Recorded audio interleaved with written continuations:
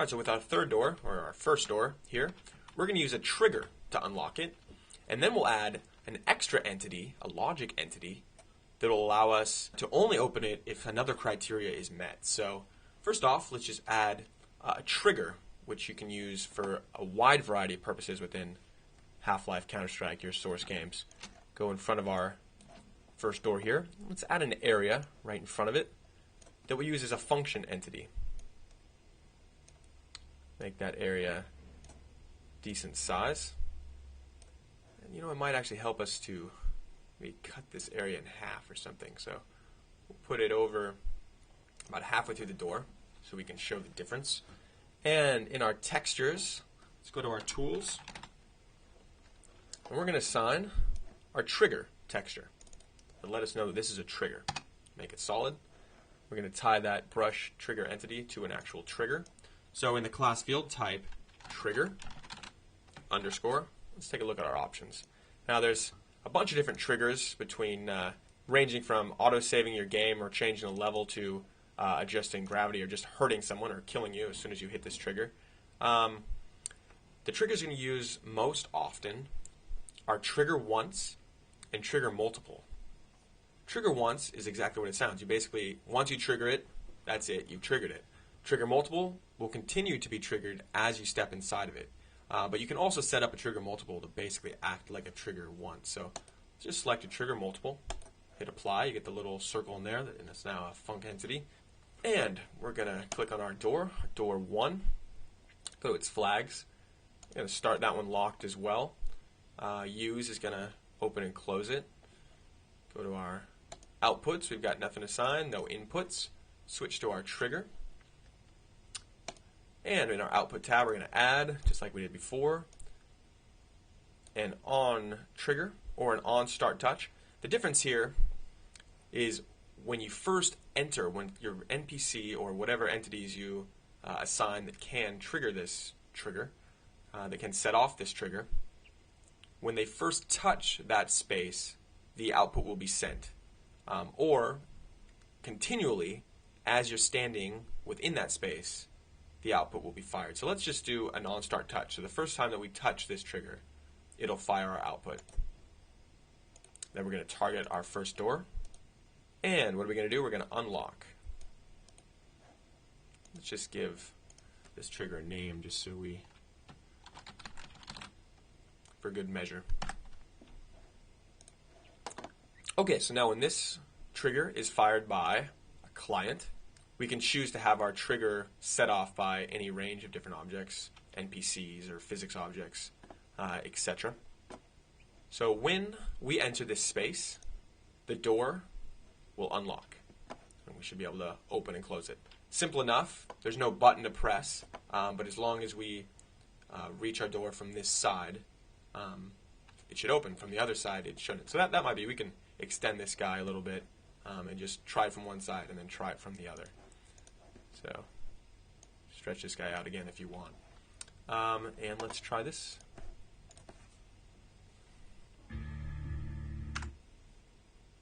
All right, here we are.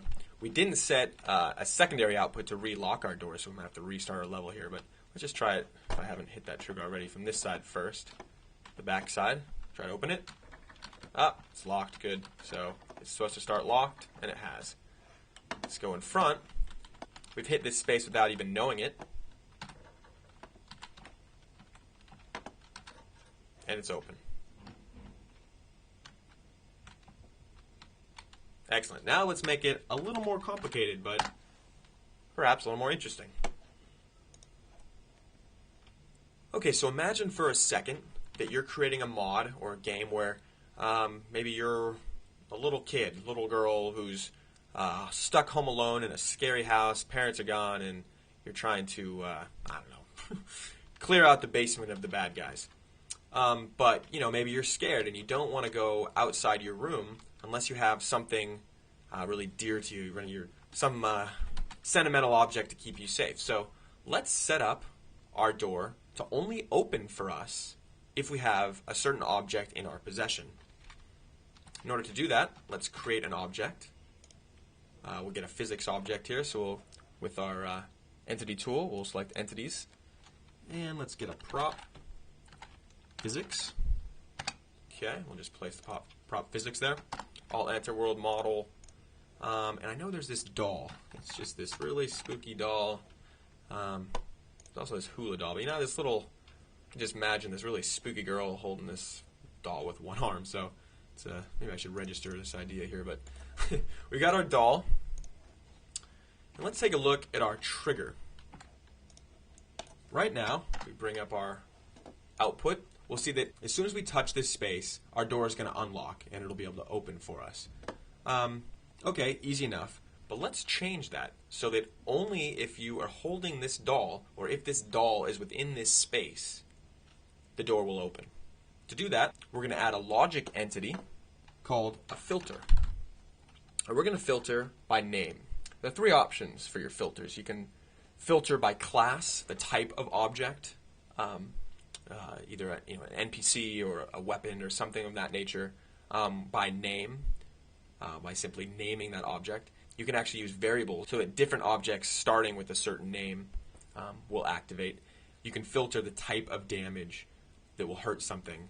And there's a multi, which basically allows you to mix and match several different filters to meet more than one criteria. So maybe you need 2 dolls to open the door, or you need a doll and a box of popcorn, or you need $1 to open the door. Whatever it is, we're going to choose the filter activator name.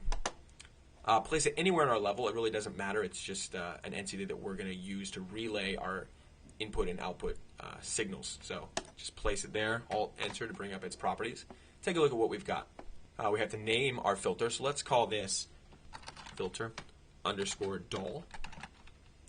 And filter mode. So in the filter mode tab, you can actually allow entities that are going to match the criteria that we lay out, or disallow entities that match that criteria. In this case, we want to allow entities. So we're going to, the criteria that we're going to add, this third key value, is doll. So if our filter senses a doll, it's going to allow itself to give an output. So before we set that output, let's assign our trigger selection tool. We'll select our trigger. And its output, we have on start touch, unlock door. We're going to delete that.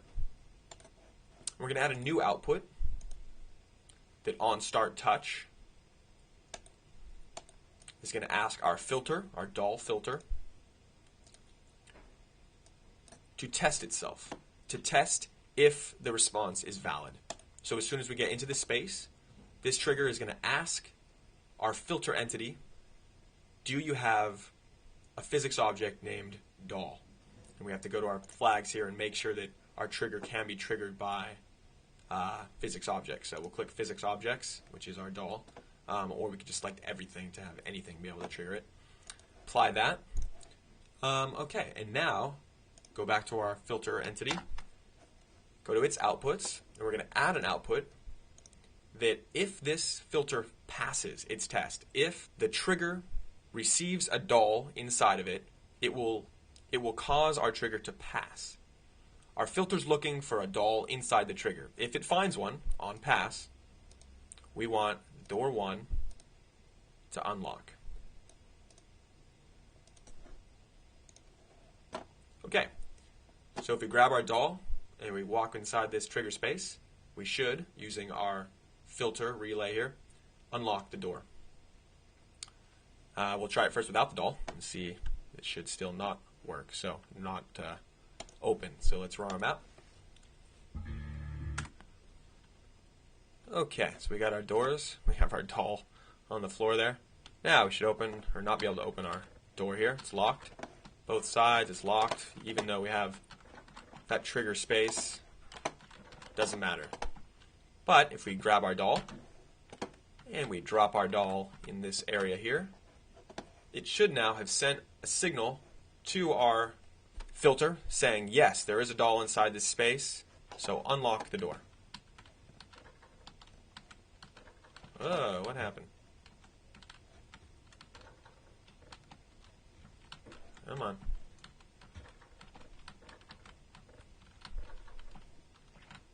All right, let's see where we went wrong. Let's make sure we named our doll. Oh, of course not. Well, all right. Thought we did. So, name the doll. Make sure we hit apply. Doll. Go to our filter there. Check its output. On pass. The door 1 should unlock. Okay. Let's see if it'll pass. On start touch. Our filter is going to test itself. And our filter is looking for doll. All right, there we go. So, should work. We can also make our trigger space a little bigger if we are concerned that we're not getting in there. So, important, make sure everything's named. And make sure you hit apply after you make changes to your entities, because that can sometimes not take effect, as we just saw. So, let's try running it again now. Move our doll a little bit away so we're sure it's not in the space. Okay.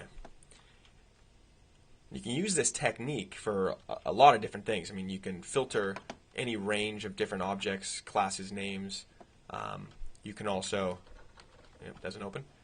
We can also use some logic entities, some case logic entities, and other math counter entities, which maybe we'll go through a couple of, to do similar things. Maybe we have to stack up 5 babies within inside this space, some kind of offering to the baby doll gods before the door will open. All right, so now the doll has entered the trigger area, and moment of truth, our door opens. All right, so we're this little girl in our mod, and we have to travel everywhere with our little baby because she's somehow comforts us as we go and kill the bad enemies, bad vampires and monsters lurking in our basement. All right. So that's an overview of inputs and outputs. You should investigate the different output parameters that each of your entities have. Try just adding a bunch of different entities to the scene, different function entities especially, and seeing what outputs you can add to them. We'll go through some others, how to use some physics objects and environment objects to trigger explosions and stuff like that. But basically, it's just ins and outs. So this does this to this to this. And you can get more technical as you start using some logic entities like the filter that we just added and some of the other advanced logic entities, the counters and such that we just briefly talked about. All right, so play around with inputs, outputs, buttons, triggers for sure, doors, lots of stuff here. So, all right, let's keep going.